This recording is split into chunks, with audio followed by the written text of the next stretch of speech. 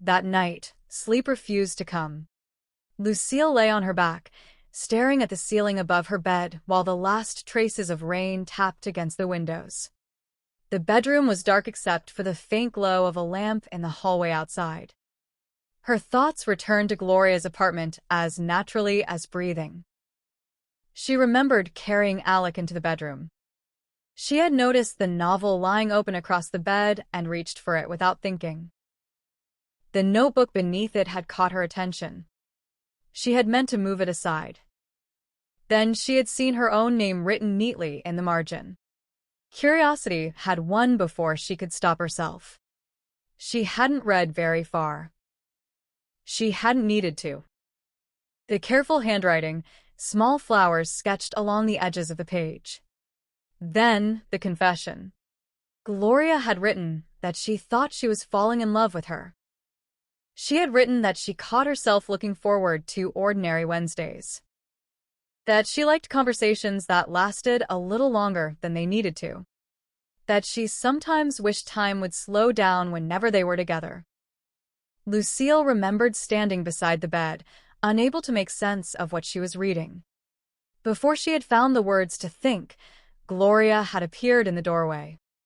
She could still see the color draining from Gloria's face. The panic. The embarrassment. The desperate effort to pretend everything was all right. Lucille turned onto her side. She reached toward the bedside table, where her phone rested. Her fingers closed around it.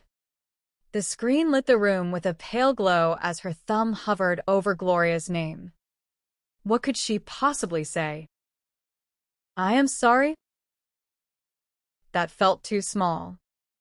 Let's talk. About what? The silence in the room pressed in around her. For years, she had believed she understood complicated emotions. She had written novels about them. She had lectured on them. She had watched fictional characters make impossible choices. Yet tonight, faced with one honest confession from a real person, she found herself completely unprepared. She switched off the screen and set the phone back on the table. Sleep came long after midnight. Even then, it arrived only in restless fragments. Morning sunlight filtered through the curtains far too soon. Lucille had already finished dressing when she caught her reflection in the mirror.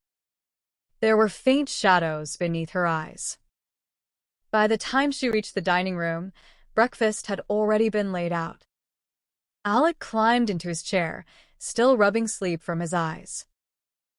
He reached for a slice of toast before looking up at his mother. Is Gloria coming today? Lucille poured herself a cup of coffee. I'm not sure. Alec frowned slightly. Why?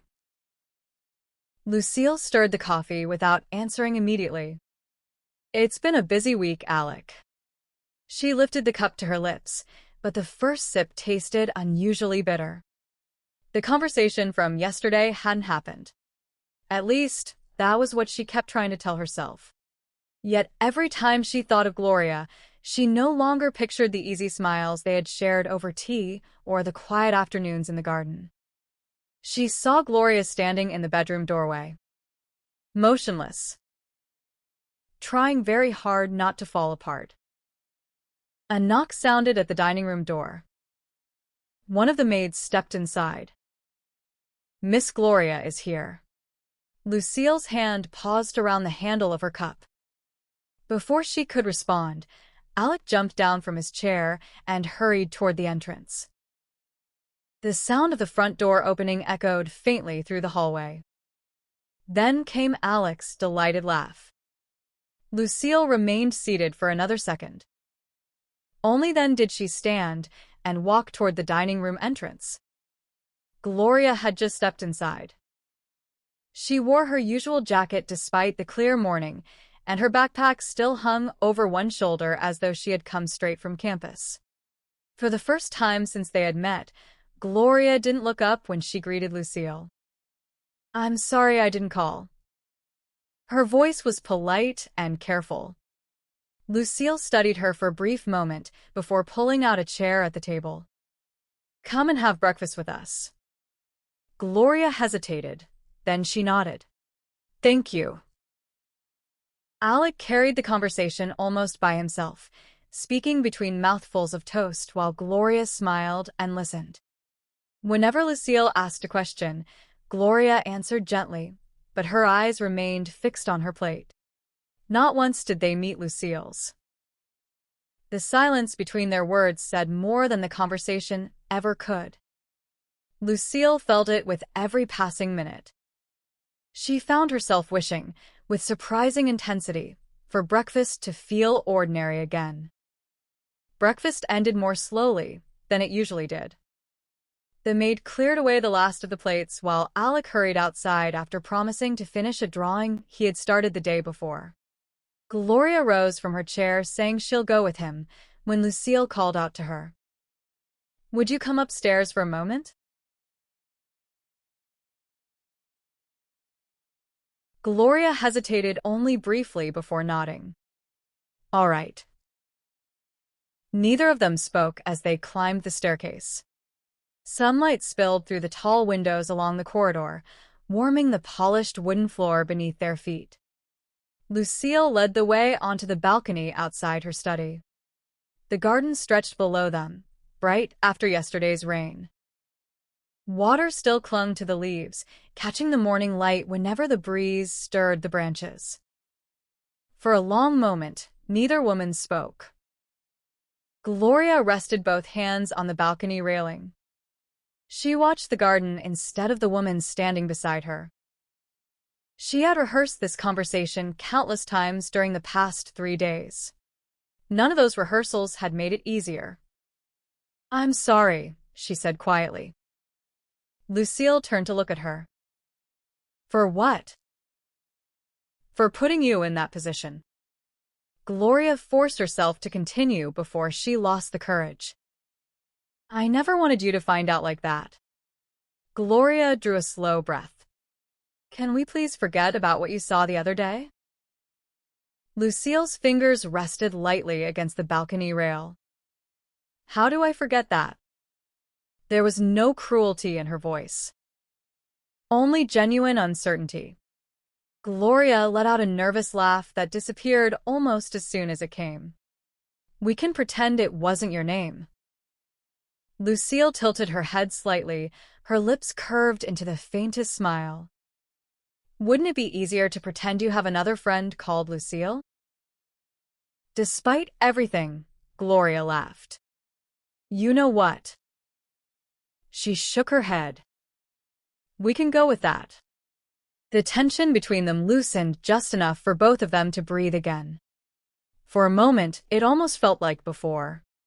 Gloria looked toward the garden. "I should go downstairs. Alec's probably wondering where I disappeared to." She took a step toward the door. "Gloria." She stopped but didn't turn around. Lucille searched for words that refused to come easily. She wanted to reassure her. She wanted to undo the shame she had seen in Gloria's eyes that rainy afternoon.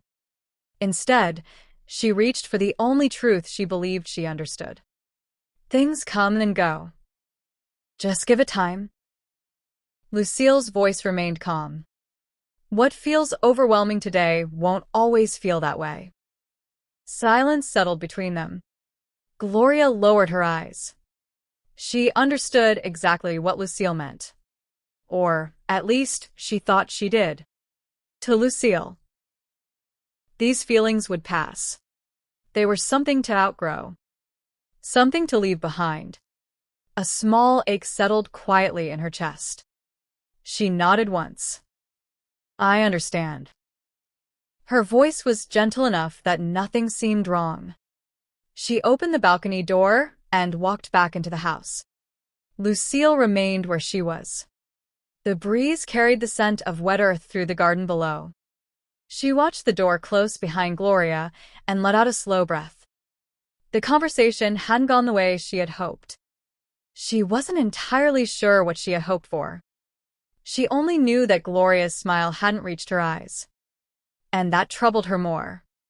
Left alone on the balcony, Lucille's thoughts drifted somewhere she had spent years avoiding. She remembered another apartment. Another rainy evening. She remembered sitting on the edge of a bed long after someone else had walked away, unable to stop the tears that came no matter how fiercely she tried to hold them back. She remembered promising herself that she would never give another person that kind of power over her. Love had not made her happier. It had left her broken. The memory faded as quickly as it had come. Lucille straightened, pressing both hands against the cool stone railing. She had done the right thing. Gloria needed time. Time would make this easier. It always did. The days that followed settled into a different rhythm. Gloria still arrived on time. She still greeted the maids with the same easy smile. She still knelt to help Alec tie his shoelaces before they left for the park or her apartment. None of that changed. Only one thing did. Whenever Lucille was home, Gloria found a reason to leave a little sooner. If Lucille returned from the university earlier than expected, Gloria was already helping Alec put on his jacket. If Lucille stepped into the living room carrying a cup of tea, Gloria was gathering her books. Their conversations, once unhurried, became brief enough to fit between opening and closing the front door. At first, Lucille assumed it was coincidence. Law students had demanding schedules. Gloria had mentioned examinations before. There was no reason to think otherwise. Yet the pattern continued. One afternoon, Lucille came home nearly an hour earlier than usual after a faculty meeting had been canceled. She found Gloria had already left. She climbed the stairs to change out of her work clothes. Halfway to her bedroom, she stopped. There was no reason for the house to feel quieter simply because Gloria had left. She continued upstairs without letting herself think about it any further. Days turned into another week. The distance between them became impossible to ignore. Lucille noticed it in small ways. Gloria no longer lingered over tea before leaving. When they happened to meet in the hallway, Gloria smiled warmly, yet her feet never stopped moving. Lucille tried once or twice to begin longer conversations. They never lasted. Each time, Lucille was left standing exactly where the conversation had ended. She couldn't remember when speaking to Gloria had become so difficult. Late Saturday afternoon, sunlight filtered through the tall windows of the living room. The house was unusually peaceful. Lucille sat on the sofa with a book resting open in her lap. She had been staring at the same page for several minutes without turning it. Across from her, Alex sat on the rug with a box of colored pencils scattered around him. He hummed quietly as he drew. Every so often, he leaned back to study his work before adding another careful line. Lucille tried to return her attention to the novel. Instead, her thoughts wandered to the balcony conversation she had with Gloria. "Mom." Lucille looked up. Alec held up his drawing with both hands. "What do you think?" She closed the book and set it beside her. The drawing showed 3 figures standing beneath an oversized sun. One was unmistakably Alec. The second had long dark hair and a denim jacket. The third stood taller than the others, wearing what looked remarkably like a long black blazer. Lucille smiled despite herself. "You've been paying attention." Alex smiled. Her eyes drifted back to the figure in the denim jacket. "Gloria looks beautiful." Alec nodded as though that had been obvious from the beginning. Then Alec reached for another pencil. "Does Gloria like roses?" Lucille looked at him. No. "She likes lilies." Alec continued coloring without looking up. A man brought her flowers. Something tightened quietly inside Lucille's chest, though she kept her expression calm. "What man?" "The delivery man." Alex switched to a green pencil. He smiled when he gave them to her. Lucille looked down at the drawing again. The page blurred for the briefest moment. Did Gloria say who they were from? Alex shook his head. I don't know. He went back to coloring as though the conversation had ended. Lucille tried to return to her book, but just couldn't bring herself to focus. A delivery of flowers. It shouldn't mean anything. People received flowers every day. The room suddenly felt warmer than it had a moment ago. Alex spoke again, his attention never leaving the drawing. I like Gloria. Lucille smiled faintly. I know. Alec looked up asking, Do you like Gloria? The question settled between them with surprising weight. Her gaze drifted toward the window where the late afternoon light spilled across the garden. She thought of Gloria laughing in the kitchen, reading by the window, avoiding her eyes at breakfast. Somewhere along the way, Gloria had become woven into the quiet rhythm of her days. She hadn't noticed when it happened. Only the empty space left behind whenever Gloria walked away. Lucille lowered her eyes to the drawing still resting in Alec's lap. Yes, she said softly. I like Gloria. She let out a slow breath. Probably too much. Alex smiled, satisfied with the answer, and returned to his drawing without another question. Outside, the breeze stirred the lilies along the eastern fence. She watched them sway gently until they disappeared into a blur. For the first time, she allowed herself to name the feeling she had been trying so hard to explain away. It wasn't simple affection. It wasn't gratitude. And it certainly wasn't habit. It was love. The realization did not bring relief. It brought fear. The same fear she had sworn, years ago, never to feel again. The days that followed offered Lucille every opportunity to convince herself she had been mistaken. She accepted more committee meetings at the university. She spent longer hours in her study after coming home. She even reopened a manuscript she had abandoned months earlier, hoping work would occupy the parts of her mind that refused to stay still.